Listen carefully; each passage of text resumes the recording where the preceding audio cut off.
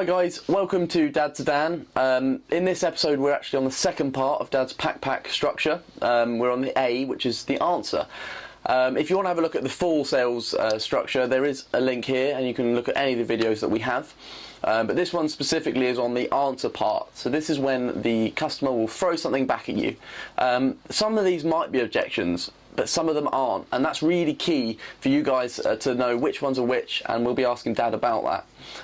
What you'll be able to take away from this though is the 4 types of questions you will be given, and we can really clarify which ones are the ones that you need to use objection handling and which ones you can kind of just brush past.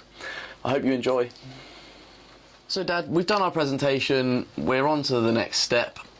Are we always going to get questions? Generally, yeah. I mean, the thing is, particularly if it's a big item, big costly item, complex item, and we're generally going to, this is business to business, so some of the things are, you're going to get questions. Let's face it, put yourself in their shoes, if you're spending a lot of money, you're going to have questions, and actually that they feel duty bound in a way, customers, to ask questions. Very rarely do they go, yeah, that's perfect, that's great, thanks very much.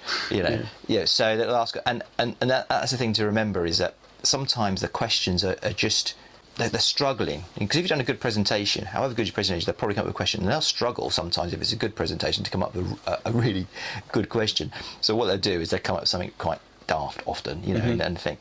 So what you've got to remember is that because it's a question, doesn't necessarily mean it needs a big long answer. So there are 4 sort of types of questions, and that's what's to sort of understand if you kind of break it down to 4.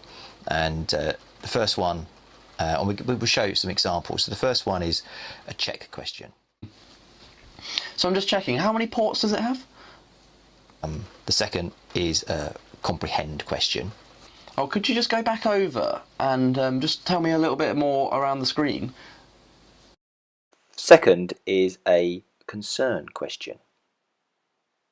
I love the product, John. It's going to be such a massive overhaul, and I know I'm going to have HR and IT on my back, and I just don't know if I can do that. The last one is a challenge question. But it's all well and good, John. I'm just not sure, really. I've got the price this year, the budget. Now, as you saw from all those different examples, the first 2 are quite straightforward and should be answered fairly quickly. If it's just a number thing, just give them the number they need. If the number is less, or if you feel that the response is slightly negative, in other words, they're asking for something, they want 3 of something, and he comes in with 2, then explain, give a rationale why there's only 2. Well, because we only got 2 ports, because we had 3, it would slow the processor down. So just from my perspective, obviously looking at the examples of the first 2, I'm guessing it's key to not, I've done a lot of practice on objection handling and etc. Would you use techniques like that for the first 2? No, because they're not really objections. In fact, they're more like buying signals. A buying signal is suggesting the person's really interested. So if they're asking questions on a positive nature, they're inquiring more in depth, then actually they're interested in your product. The latter 2 questions are more problematic, particularly the last one.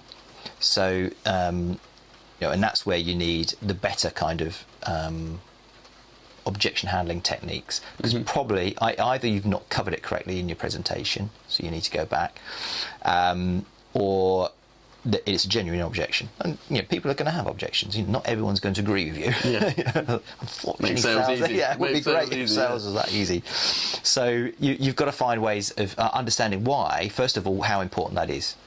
So it's always good to ask a simple question like, well, how important is that to you? And that's to define whether it's what they call a false objection or a real objection. So false objections go back to what I just said earlier. Sometimes people feel they need to ask a question, they need to challenge you, because they're about to spend some money with you and they're not going to let you have it easily. So they kind of feel duty bound that they're going to ask a few challenging questions. But whether that's a real one or not, a real objection, is where your first question has got to be. And we've used some of those techniques to overcome them. But the first question generally is something along the lines of, well, how important is that to you? You can say things like, depending on the relationship you've got with a person, and that, you can say things like, okay, that's interesting. Is that a deal breaker? Or the other one is, yeah, it's interesting you say that, but you never mentioned that earlier in the when I was asking the questions, we were discussing this. So is that something new, or is it something that's popped in your mind, or explained it to me? Ask that sort of questioning kind of, well, why have you come up with this? Yeah. And then often they just go, oh no, I was just thinking, whether that was it. Yeah. I suppose that body language as well, to be almost surprised by it, like, oh, where did that come from? Yeah. Yeah, exactly. Yeah. Because if it hasn't been brought up in the first pre-close, it's almost, oh, well, what have I done to to make you think differently? And that often, just by being that surprised and kind of go, why did you say that for? Then they climb down quite quickly. Yeah. Because it's it's just a false objection. Really, they just come out with it. All right, so Dad, we've had a look over what might be a real objection and what's not really. So now we understand that the customer has a real objection. How do we get over that? What techniques can we use? Well, there's a few techniques, and it's good to have them in your mind, because when you get an objection, which you're gonna get, you want something, you want to know where to go and how to do it. And there's a couple of kind of abbreviations that help. There's the 4Fs. Feel, felt, found. 3Fs. Got to count. I'll think of the C's. Or 3As, which is acknowledge, ask, and answer. Yeah. The only one that perhaps isn't is the one that we talked about, which is the reaffirm. Yeah, the reaffirm. And reaffirm is one that you've got to be careful of, because what reaffirming it is, we start with that one because that's the most challenging one. It is really basically what you're saying is, you acknowledge the customer. Obviously, you always say, but you challenge straight back. Well, I've already answered that. Don't you remember? I said to you this. I mean, you don't say it quite as aggressively, maybe, as that. But that's what you're doing. You're just saying to them, well, actually, I've already told you that. And that wasn't something that you said was important. So it goes that it's. And I suppose you just almost go straight back to that questioning phase where you found out their pain points. Yeah. And you come back over it and you say, look, I understand. You've said that, and I've dealt with that here. Yeah. And you know that. Yeah, but the good thing about feel, felt, found, which is FFF, is that it takes away a challenging situation, because what you're doing is you're accepting, but then what you're saying is that I can understand. You either say you can understand how you feel. You always say I understand how you feel. So you accept them because they're saying I don't know, it's very expensive. You go, I understand how you feel. And then felt, you don't sort of challenge it yourself. You put it to one side and you sort of go, well, actually, other people felt like you. Other customers have done that, felt like you. And then you go, what they did, they found, and then explain to them that actually they found that over the time they got their money back twofold. So I think feel, felt, found is probably, if there's one you want in your bag, it's that one. Yeah. If the one you want in your head is feel, felt, found. Oh, I love the product, John. It's going to be such a massive overhaul, and I know I'm going to have HR and IT on my back, and I just don't know if I can do that. Yeah. Well, I can really understand how you feel, because a lot of other customers, and particularly, do you know Mr. Smith down at Smith's Industries?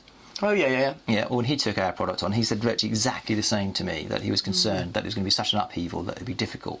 But what he actually found was that the extra service that we give, in terms of, because we understand that, making sure that's smooth, so we bring in extra people to make sure that that changeover period is as smooth as possible for you. And he found that really wasn't that much as aggravation as he anticipated it. Okay. Well, I mean, by the sound of it, if I could speak to Mr. Smith, I know I've got his number, I'm happy to go forward if that's the case. Yeah, unfortunately I just made him up completely, so he doesn't exist. Not Mr. Smith, my friend. No, I the only thing I would say with the feel, felt, found, I have had a one of my colleagues, he actually did the feel, felt, found on someone using the exact wording, and it was pretty terrible. It was, I understand how you feel.